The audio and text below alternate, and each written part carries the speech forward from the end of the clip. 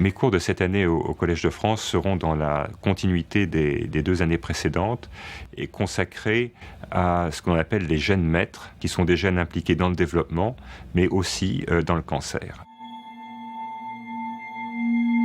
Ce que les 50 dernières années nous ont appris, c'est que le cancer est une maladie extraordinairement diverse. Cette diversité, elle a d'abord été abordée par l'image, par ce qu'on appelle l'anatomopathologie. On a des tomes entiers, des dictionnaires de description des images données par ces différentes tumeurs.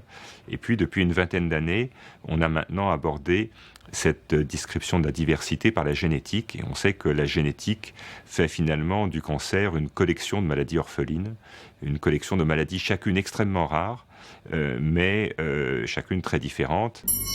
Cette diversité, en fait, traduit les différentes manières qu'il y a d'acquérir le désordre. Et ça, c'est le deuxième maître mot, c'est que le cancer, c'est une maladie du désordre. Désordre qui peut être d'origine génétique, avec des mutations, qui peut être lié à l'invasion par des virus, qui peut être lié à des défauts du système immunitaire, à des défauts de la signalisation des hormones. Et donc, il faut arriver, pour subjuguer finalement cette diversité, à décrire ce désordre. L'approche qui a été la nôtre pour aborder cette diversité et ce désordre, c'est de chercher au fond des perversions de l'identité cellulaire. Et l'une des manières d'expliquer cette perturbation, ce sont des modifications soit épigénétiques, soit de transcription, c'est-à-dire du programme d'expression des différents gènes de l'organisme qui vont être profondément anormaux.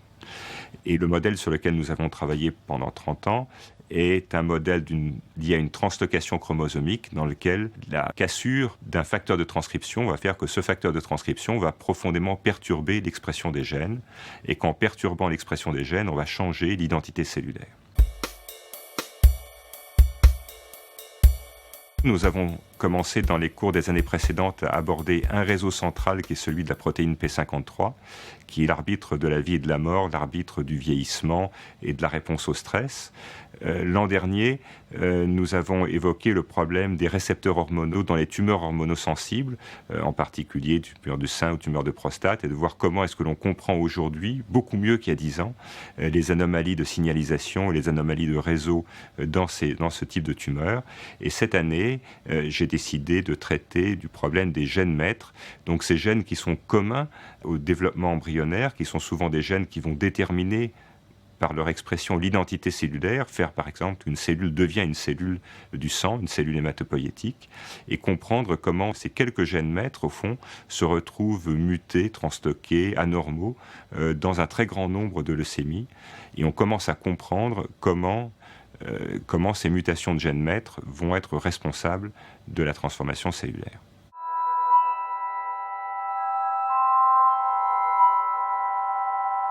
Bien entendu, les perspectives de traitement découlent de la compréhension des anomalies de ces gènes maîtres.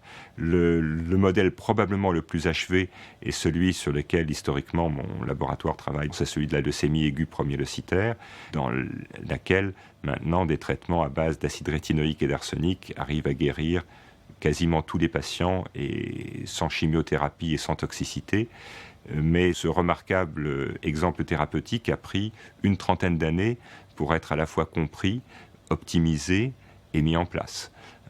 Donc on peut bien entendu penser que dans d'autres types de maladies, on va arriver à des approches aussi ciblées dans lesquelles on va réordonner finalement ces réseaux de gènes en agissant directement sur les gènes maîtres. Mais ce ne sera pas rapide, ce n'est pas pour demain. Il faut d'abord faire de la biologie et arriver à comprendre exactement quelles sont les anomalies avant de chercher à les réparer.